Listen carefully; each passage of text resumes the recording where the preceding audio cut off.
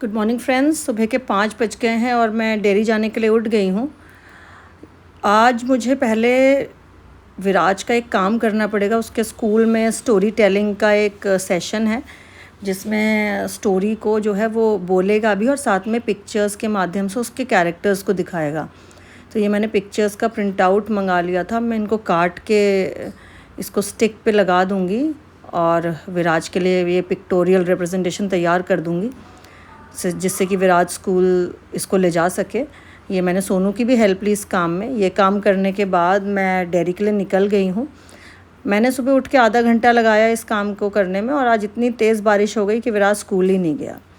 अभी मैं और सोनू डेयरी के लिए निकल गए हैं और हल्की हल्की बूंदाबांदी भी शुरू हो गई है। और अब हम लोग हाईवे पर हैं और हाईवे पर भी जो है तेज़ बारिश आनी शुरू हो गई है। काफ़ी तेज़ बारिश है, काफ़ी मतलब अच्छी बारिश हो रही है, मगर मुझे डर लग रहा है कि अब पानी भर जाएगा जगह जगह और हम लोग गंदे वाले जैम में फंस जाएंगे।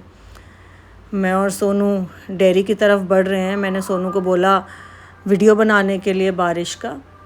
सबसे ज़्यादा बारिश में दिक्कत टू व्हीलर वालों को होती है। उनको अपने काम पे जाना पड़ता है, वो भीग जाते हैं बारिश में और जगह जगह गड्ढे होते हैं तो एक्सीडेंट का भी ख़तरा होता है। बहुत स्ट्रगल है लोगों की लाइफ में। हम लोग बहुत ब्लेस्ड हैं कि भगवान ने हमें गाड़ी की सुविधा दे रखी है। अब हम जैसे ही आगे बढ़ रहे हैं हाईवे पर, ये बिल्कुल अंधेरा हो गया, बिल्कुल काली घटाएं छा गई हैं। देखिए बिल्कुल काला मौसम हो गया। ये सुबह के 6 बज रहे हैं और सुबह के 6 बजे देखिए कितना काला मौसम हो रहा है। ये बहुत ही भयानक काला मौसम, काला बादल छा गया था। मैंने सोनू को बोला वीडियो बनाए जिससे कि मैं आप लोगों को दिखा पाऊँ। फिर हम लोग डेयरी पहुँचे। डेयरी में मौसम ठीक था, ना तो बहुत ज़्यादा बारिश हो रही थी और साफ ठीक था मौसम। डेयरी पे बारिश भी नहीं थी और उजाला ही था। काली घटाएं वगैरह नहीं थी यहाँ पर। अब हम लोग जब डेयरी पहुँचे तो सबसे पहले मैं मिली अपनी रमा से। मैंने आपको बताया था रमा कल ही आई है। इसकी तबीयत ख़राब है यहाँ पर। ये थोड़ा ट्रैवल करके आई थी भलसवा से हमारी डेयरी तक, तो उस वजह से भी और शायद इसका माहौल बदल गया है, उस वजह से भी थोड़ी उदास है। चारा भी नहीं खा रही है और कमज़ोर भी लग रही है मुझे। तो आज हम लोग डॉक्टर बुला के रमा को दिखाएंगे, दवाई वगैरह देंगे, कोशिश करेंगे कि रमा एडजस्ट हो जाए। उसके बाद हम लोग दिल्ली की ओर निकल गए हैं और मुझे लग रहा है कि आज बारिश के कारण हम लोगों को बहुत दिक्कत आने वाली है। और अभी यहाँ पर तो बारिश नहीं हो रही है, लेकिन आगे जाके काफ़ी बारिशें होंगी। बारिशों का हमें सामना करना पड़ेगा और चल रहे हैं। अब हमारा काम ऐसा है कि हम लोग छुट्टी तो कर नहीं सकते। अगर दूध लेके आना है तो आना है, डेयरी आना है तो आना है। ये सोनू वीडियो बना रहा है। हालांकि हवा बहुत अच्छी चल रही है और मौसम काफ़ी प्लेजेंट है, लेकिन दिल्ली में अगर आप रहते हैं तो बारिश से डर ही लगने लगता है। ये देखिए दिल्ली में झरने देखिए। ये ऊपर एलिवेटेड रोड से नीचे पानी ऐसे गिर रहा है जैसे झरने हों। ये देखिए, आज मैं दिल्ली में ही आपको झरनों के दर्शन करा देती हूँ, तो आपको बाहर नहीं जाना पड़ेगा झरने देखने। ये देखिए कैसे पानी गिर रहा है। अभी हम लोग अंडरपास में थे तो अंडरपास में भी बहुत पानी भरा हुआ था। वहाँ पे वीडियो हम नहीं बना पाए। जगह जगह पानी भरा हुआ है। ये देखिए कितना भयंकर ऊपर से पानी गिर रहा है फ्लाईओवर से और ट्रैफिक हैवी हो रहा है। ये देखिए केजरीवाल जी ने हमारी दिल्ली को वेनिस बना दिया है। कुछ ही दिनों में हमें यहाँ पर गाड़ियों की जगह नाव की ज़रूरत पड़ेगी चलने के लिए। देखिए आज आप समझ लीजिए मुझे सोनीपत से दिल्ली आने में लगभग 2.25 घंटे से 2.5 घंटे लग गए। हालांकि सुबह लगता है पौना घंटा 1 घंटा, लेकिन आज पूरे 2.25 घंटे में हम लोग दिल्ली पहुँचे हैं। परेशान हो गई मैं भी गाड़ी चला चला के। और जहाँ देखो वहाँ ट्रैफिक जैम, जहाँ देखो वहाँ पानी भरा हुआ है। मतलब किस तरीके से दिल्ली को बना दिया है आम आदमी पार्टी की सरकार ने, केजरीवाल सरकार ने, ये तो मतलब बहुत ही दुखद है। और अब तो नगर निगम में भी आम आदमी पार्टी है, दिल्ली सरकार में भी आम आदमी पार्टी है। पहले तो ये लोग ये रोना रोते थे कि भाई नगर निगम में जो सरकार है वो काम नहीं करने देती। अब तो दोनों जगह ये हैं। फिर भी देखिए दिल्ली में क्या हालात हो गए। मैं जैसे तैसे घर पहुँची हूँ, यहाँ भी बारिश हो रही है। सब लोगों ने मुझे बताया कि आज सुभद्रा कॉलोनी में भी बहुत पानी भरा था थोड़ी देर की ही बारिश में। मतलब पता नहीं क्या दिल्ली का इन लोगों ने बना दिया है। उसके बाद मुझे जीतू का फ़ोन आया और उसने मुझे दया बस्ती बुलाया क्योंकि वहाँ भी पानी भरा था। तो ये देखिए यहाँ भी गलियों में पानी भरा हुआ है। दया बस्ती के लिए का जो हालात हैं उसके लिए मैंने एक अलग से भी वीडियो डाला है और ये मैं अपने व्लॉग में भी डाल रही हूँ। यहाँ पे ये बहनें मुझे बता रही हैं कि दीदी सुबह सुबह का टाइम है, काम पे जाना होता है, कैसे यहाँ से निकलें। तो मैंने उनसे मजाक किया कि आप लोग बोलते थे ना पानी नहीं आ रहा है, पानी नहीं आ रहा है, तो केजरीवाल जी ने देखिए आपको घरों के अंदर पानी दे दिया, गलियों में पानी भर दिया आपके। तो खैर वो मजाक था, लेकिन ये स्थिति बहुत ही ज़्यादा सीरियस है। ये बेबी है, बेबी मुझे मिली, वो अपनी बेटी को दवाई दिलाने आई थी। ये भाई साहब से मैं पूछ रही हूँ कि आज कहाँ हैं वो नेता लोग जो वोट के समय आ जाते हैं। दया बस्ती के इतने ख़राब हालात हैं, फिर भी कोई काम करने को तैयार नहीं है। मैं बता रही हूँ अपने कार्यकाल की बातें कि कांग्रेस ने दया बस्ती में काम किया है। यहाँ पे गलियाँ कांग्रेस पार्टी ने बनाई हैं, ये खंबे सब कांग्रेस पार्टी ने लगाए हैं। हालांकि रेलवे का लैंड तो ये पहले भी था, आज भी है, मगर आज के नेता रेलवे लैंड हवाला देकर यहाँ पे कोई विकास कार्य नहीं करते हैं। और हाँ, जब वोट मांगने होते हैं तो सबसे पहले सब लोगों को दया बस्ती की याद आती है। तो मैं ये भाई साहब से यही चर्चा कर रही हूँ कि जब भी आप अपना प्रतिनिधि चुनें तो बहुत सोच समझ के चुनें, किसी बहकावे में या झूठी बातों में आके ना चुनें। अब जो मैडम यहाँ की पार्षदा हैं, उन्होंने कहा कि झुग्गी की बेटी को पार्षद बनाओ, झुग्गी की बेटी झुग्गी की समस्या समझेगी। अब झुग्गी की बेटी कहाँ है वो समझ नहीं आ रहा है। अब झुग्गी वासी जो हैं झुग्गी की बेटी को ढूंढने जा रहे हैं। देखिए कितना पानी भरा हुआ है, कितना ज़्यादा पानी भरा हुआ है। यहाँ पे घरों के अंदर पानी है, छोटे छोटे सबके घर हैं, छोटे छोटे बच्चे हैं यहाँ पे जो रहते हैं।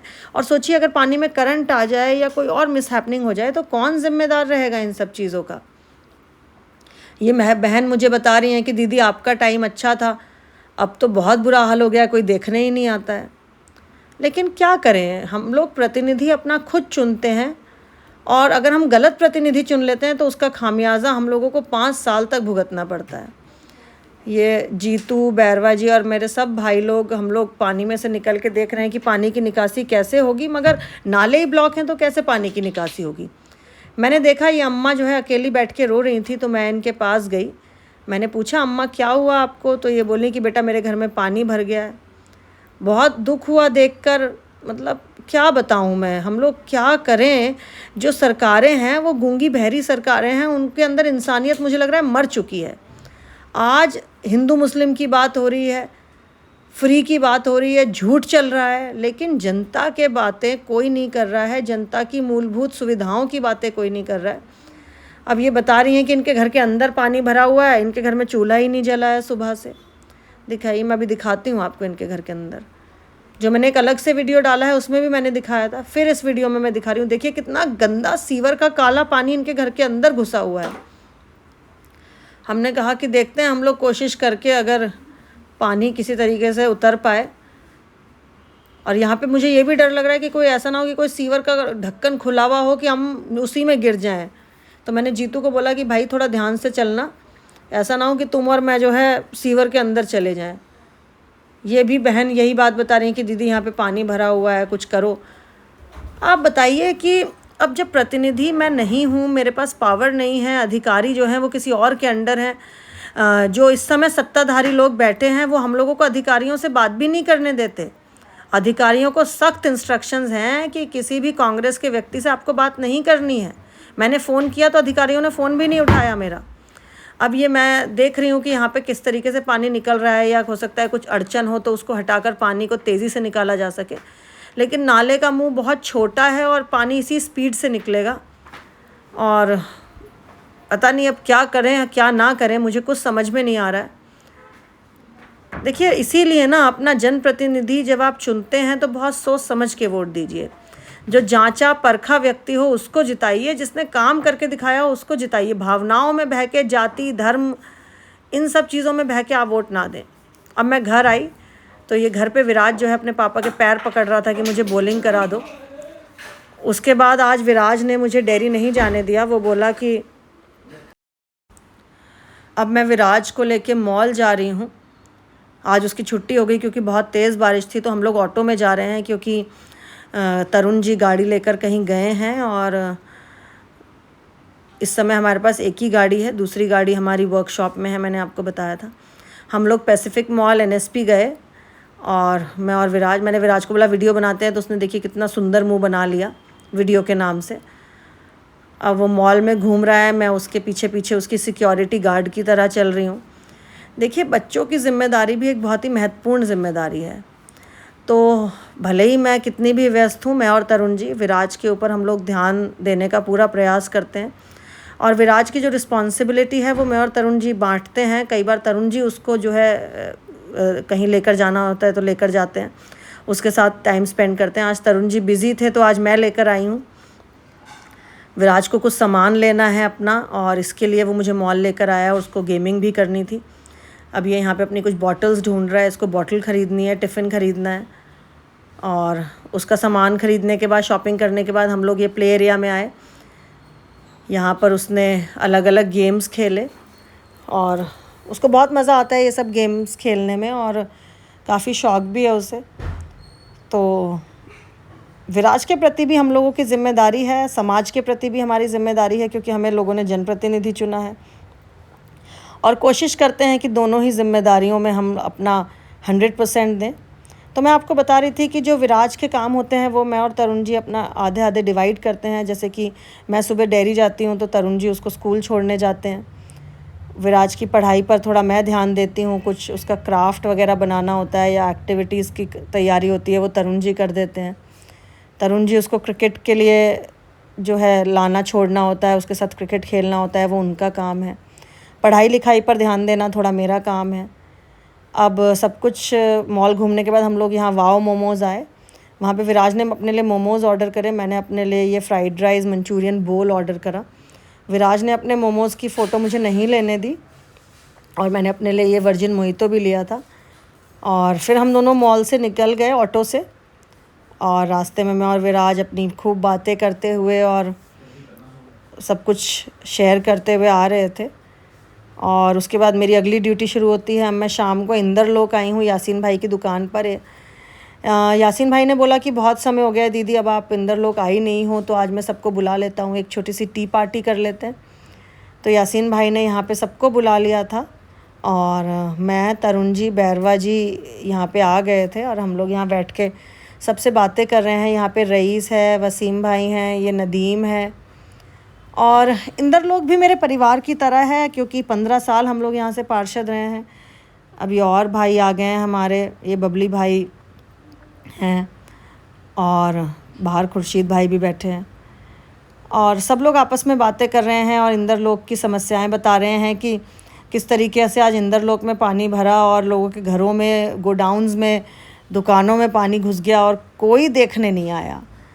मुझे लग रहा है ना, जब से शीला दीक्षित जी की सरकार गई है, दिल्ली के हालात तो बद से बदतर हो रहे हैं, और दिल्ली में किस तरीके की राजनीति चल रही है ये हमारी समझ से बाहर है। तो हम लोग चर्चा कर रहे हैं और हम लोग सब बातें कर रहे हैं। फिर यासीन भाई ने समोसे मंगाए, कोल्ड ड्रिंक्स मंगाई, हम सब ने समोसे खाए और बातें करी, सब ने अपनी समस्याएं बताई, और हम लोग बस आपस में अपना दुख ही बांट सकते हैं, क्योंकि जब तक सत्ता में नहीं है बहुत ज़्यादा कुछ नहीं कर सकते हैं। इरफान भाई हैं, परवेज़ भाई आ गए हैं, रईस है, और ये भाई फ़हीम है, सलामू भाई हैं। सब लोग बहुत चिंतित हैं इलाके की जो है स्थिति को देखकर। इमरान बैठा है, मगर ये माजिद भाई हैं, जावेद भाई हैं, हारून भाई हैं। तो मेरा व्लॉग यहीं ख़त्म होता है।